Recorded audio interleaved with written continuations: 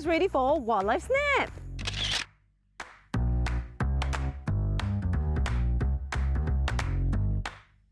What's on the map? Find it and snap! Hi everyone, I'm Biogirl MJ and I'm here to find out if these wildlife species can still be found in Dairy Farm Nature Park. Okay, here are the rules. At this nature park, we may find these wildlife. Some are common while some are hard to find, and if we are really lucky, we may even spot this rare species. I wonder what this is. There's only one way to find out. Let's snap! And today's challenge, 5 birds, 4 insects, 2 reptiles and 1 mammal. We will start our journey at the field in Dairy Farm Nature Park, trekking along the Wallace Trail and finding animals till we reach this bird watching deck. Oh, there's a group of birds hopping over there. These are thick-billed green pigeons. Unlike the usual rock pigeons we see everywhere, these species of pigeons prefer hanging out in forests and parks with mature trees. Mature trees provide excellent hiding spots, and during fruiting seasons like what is happening right now, the pigeons can have a huge feast. The males have beautiful maroon wings, while the female thick-billed green pigeon has green wings. They are actually pretty rare, so I'm very happy to see them around. Let's go. There's a pair of mating flies right here. This is a pair of stock-eyed flies. Oh, there's another one here. These flies have very weird eye stalks on their faces, which is why they are called stock-eyed flies. Although their eyes are weirdly positioned, they can perceive depth very well because of the direction of their compound eyes. Did you know that Dairy Farm Nature Park was once home to a literal dairy farm with cows? That's why there are statues of cows over there. Oh. That's not considered as wildlife. The farm stopped operations in the 1970s, and since then, the wild nature has slowly returned. Alright, let's head over that way. For today's adventure, I want to get to this secret location overlooking a patch of forest where I can take many different photos of rare birds. Dairy Farm Nature Park acts as a buffer zone between one of Singapore's most precious green spaces, the Bukit Timah Nature Reserve, and civilization, just like a moat that surrounds a castle. Listen to how many cars are driving past on the road next to us right now. Without these buffer parks, the flora and fauna in our nature reserve will definitely be more disturbed. There's a skink right in front of me!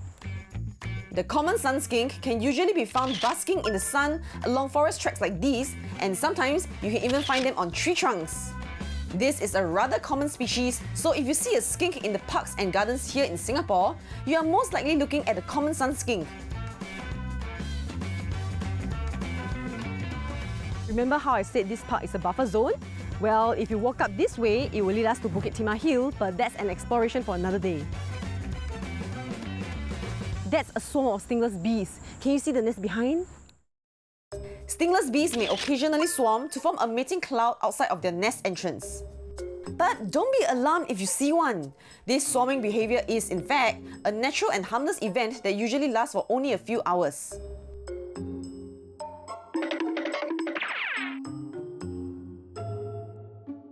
It's a blue-banded bee, and it's pollinating. There are several species of blue-banded bees out there. This one in particular is the Sunda blue-banded digger bee. Unlike the honeybees that create a beehive, these beautiful blue bees are solitary bees that live by themselves. Can you see how the bee is licking up nectar using its huge tongue known as a proboscis? Oh, there's a wasp here as well. This is a paper wasp.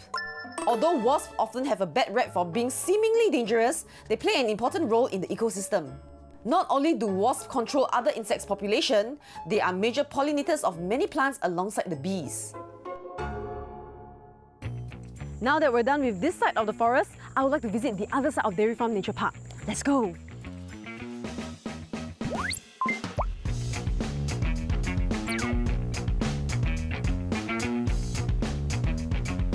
There are things wriggling in the water.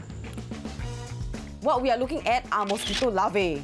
Mosquitoes spend the early days of their lives in stagnant water like this, which is why it is important to make sure there isn't water accumulated in your house.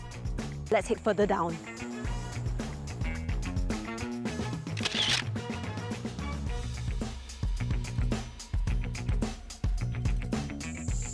monitor lizard is looking for food. Let's not disturb it. Bye-bye!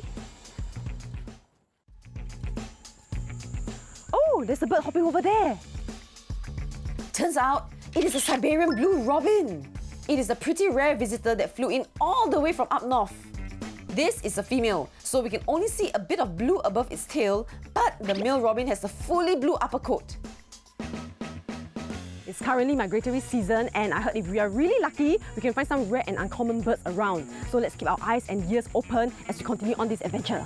Let's go! Wait a minute, that's the bird I've been wanting to find! This is the crimson sunbird, and it has been known to be the unofficial national bird of Singapore because of its bright red coloration. The crimson sunbird, like its more common olive-backed cousin, loves drinking the nectar of flowers. They are no doubt one of my favourite birds that I love to see every time I'm out in nature reserves like this one. I hope to find more cute birds like this around. We're heading down. This is a bunch of saga seeds. I used to play with them when I was younger.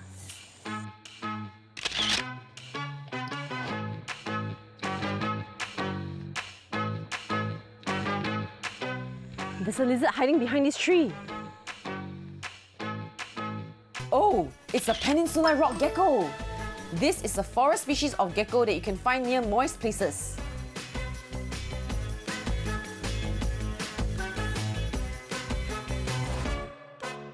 Oh, there's a colugo up the tree. Yes, that completes my mammal challenge. Colugo may look like a giant squirrel with the pointed snout and the ability to move around in the trees, but they are not a squirrel. These nocturnal mammals are actually closer to us humans as they are close relatives of the primates which we are a part of. Hello, grasshopper.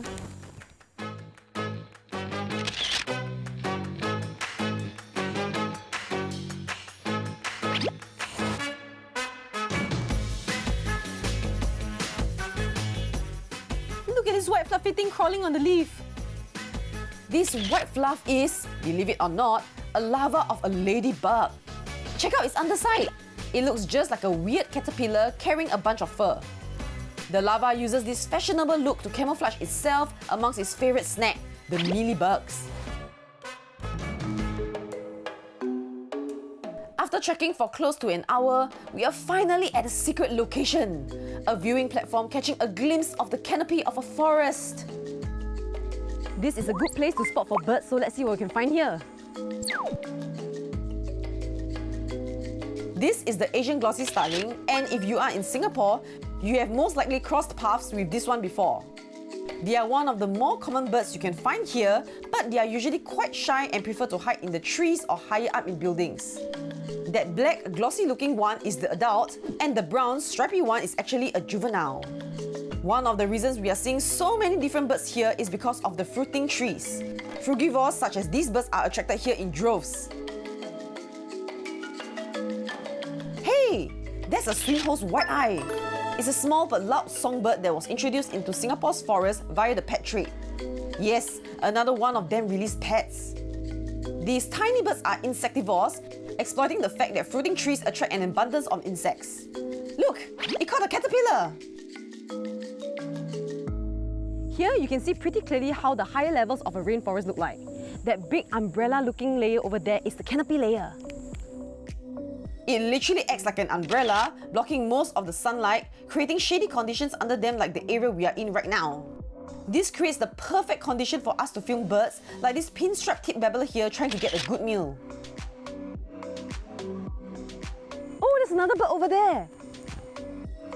Oh wow! Over at that side is another much rarer green bird. It's the greater green leafbird. We usually don't see them because they can only be found in forests like this. Sadly, due to its beautiful green feathers, this species has become really rare in some areas because of illegal wildlife poaching for the bird trade.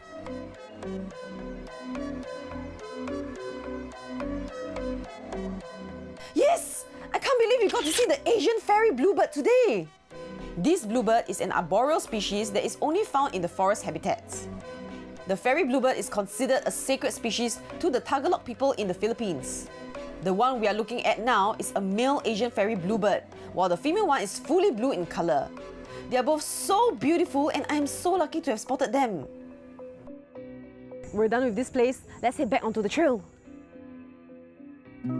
Alright, my memory card is full and we've officially gotten too much wildlife in today's Wildlife Snap.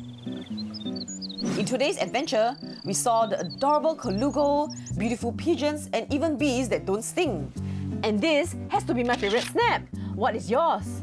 As we review the snaps we took, do remember to respect nature and give them space when you're out observing them. There's so much wildlife for you to find, so if you are interested in looking for these amazing animals yourself, feel free to head out and explore. Remember to stay on the trail to keep both you and our wildlife safe. Until next time!